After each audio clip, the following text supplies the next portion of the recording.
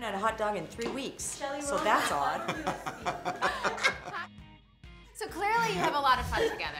Yeah. I mean, what was it like coming back again and just being on set? Well, we live together now. No, so, nice. Yeah. And your significant others are totally fine with it. They're fine with it. We're like a Hollywood thing. I got a lot of bills. What can I say? I ran out of places to live, and she took me. I just said I have a couch. It's long. Look at that tall drink of water. Yeah.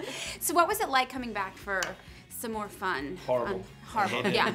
I was just so bored. I was like, oh gosh. Yeah, this one, she's so boring. Yeah. And to work with her, I was like, oh. And Vula's like sassy and. Is she sassy? You're She's always been sassy, right? Yeah. How are you? I'm good. How Congratulations. Thanks. This is going to be your first like really big film. Yeah.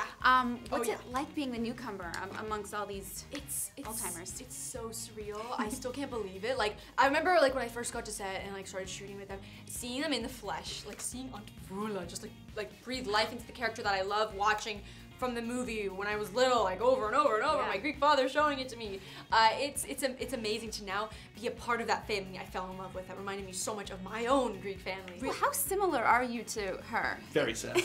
I'm not as confident as Aunt Vula. I can tell you that much. I don't have that many opinions, but it's probably a side of me that I like to. But no, she's so self-assured, isn't she? She's the take charge. Yeah. Of everything. I don't think I'm so much like that, but I certainly know people like that, and one relative in particular. So I really based that character on a great aunt of mine called, her name was Evelyn Tarpinian, Armenian. Wow. Yeah. Really? Is your family similar to that? Is that? Oh my God. Like 1,000%. Okay, so much. So there's a scene in the movie where you're at the college fair. Okay, and you're just trying to, figure out where you want to go to school, and your mom told the entire family, and they show up. Yeah, it's so true. Have you had a moment like that in real life?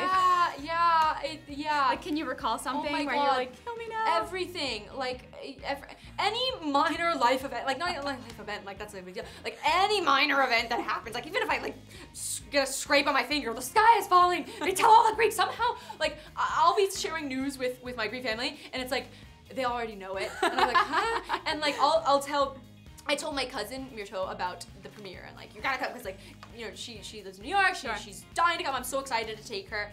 The whole not even an hour had passed, and the whole Greek family knew about the premiere, and they were inviting themselves to it. And I'm talking about the Greeks from Greece. Like of course I'm gonna invite all with the tickets that I have. I'm gonna invite all of the Greek family that I got. Sure. But the ones from Greece found out, and they all got plane tickets. They're all coming over. We've got masses of them. If you come to the premiere and you see a bunch of Greeks, like a mass of them with your people on land. That's my Kampouris people. Okay.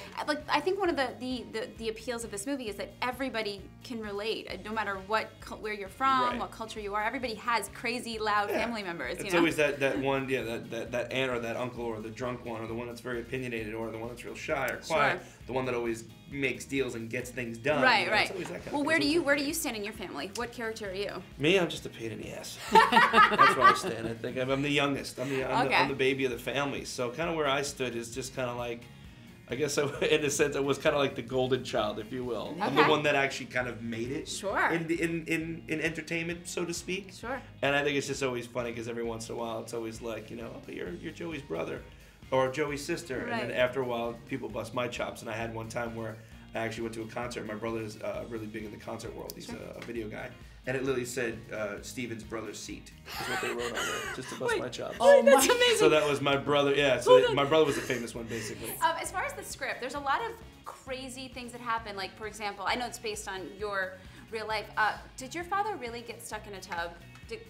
Was his hip? Is that a real thing? I try to draw from my real life, and I put things in, but then I try not to tell people what's true because I've seen the light go out of people's eyes when they find out that wasn't true. Let me just put it this way. I really do have an Aunt Vula who has a lump on the back of her neck that she claims is her twin.